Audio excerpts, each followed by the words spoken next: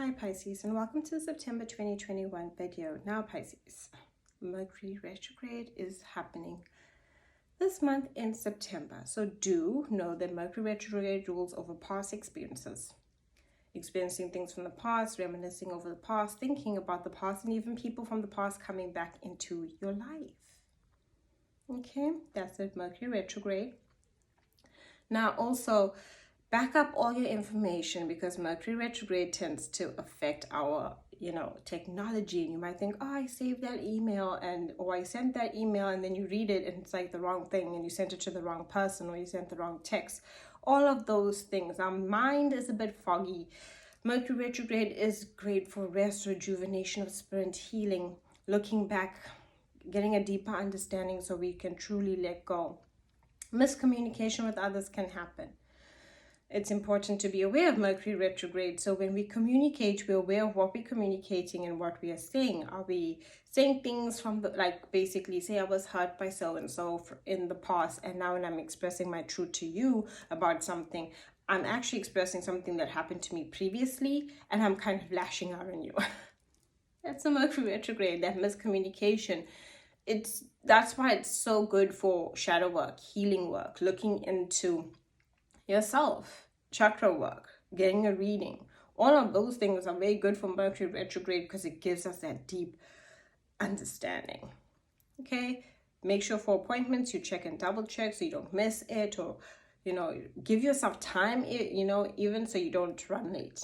On the 6th, 7th, we have a new moon happening in your 7th house. This has to do with new beginnings within relationships. So it's a good time to meet someone, or it's even a good time to revive and renew a relationship, looking at a relationship from that aspect. In the 7th house, we deal with both professional and personal relationships. This new moon is giving you new beginnings there when it comes to connecting to other people. So it's like connecting in a new way, trying something new and connecting to, whoever that is that you're relating to, and business as well. Good to meet new clientele, good to basically connect if you have colleagues in a new way to basically inspire others. On the 11th, we have Venus in the 9th. Now this is very good for trips. And I know you love them, Pisces. So Venus is about love, luxury, beauty. Venus can even be a bit of like lackadaisical, where you just want to lay back and enjoy the space you're in. And the 9th house, it rules over travel. It rules over the higher mind. It rules over experiences that shape and shift us and change our beliefs too. So using that energy with Venus, what do you love? Learn about it. Take it to another level. You can do it, Also, if you've learned something previously, maybe got the information, now you can practice it. Venus is about experiences, so trying something new that gives you a new perspective, meeting new people, especially cultures, exploring that aspect. The 9th house of travel is going out there. And sometimes when we take a break from our day-to-day lives, we really change how we feel. We come back renewed, revived, and we can basically see what new movement do we want to go in, what new direction. What is pulling towards us? Venus loves being in 9th, as it's good for connecting to people that are not close to you, but maybe abroad and so forth. On the 15th, Mars in the 8th, taking action when it comes to taxes, loans, accounts, paying bills, researching stuff about finances. Mars is about action. The 8th house is all about looking at, researching, seeing how you want to move with your finances, making those financial shifts. The 8th house also has to do with intimacy. You might even find yourself feeling like you want to be more intimate, because Mars is a planet of strong sexuality. The 8th house is of being vulnerable and intimate, getting to connect on a different level. Seeing hidden truths.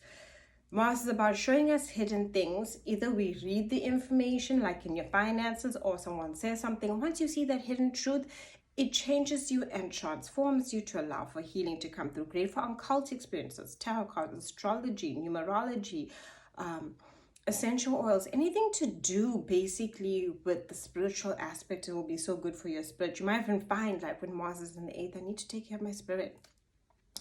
On the 20th, we have a full moon joining Neptune in your first house of self. So here you're releasing, you're letting go, you're surrendering anything in yourself that no longer serves you. And it's joined by Neptune, which is also in Pisces. So it's a great time for dreams, anything that you dream about, to really let go of anything holding you back, any fears, doubts, all that 8th house energy, right? To let go, be vulnerable, to basically explore a different sense of self and become out of that full moon renewed, revived. On the 22nd, 23rd, we have the sun now moving in your 8th house, joining Mercury, joining Mars. The sun is going to illuminate and give you answers to the 8th house, to show you everything, basically spiritual aspects, to show you when it comes to your finances as well. This might even be a boost with the 8th house, where if you applied for a loan or you applied for something, it comes through. On the 26th, 27th, we have Mercury going retrograde until the 18th of October in your 8th house. Okay, again, we spoke about this 8th house, all about the finances.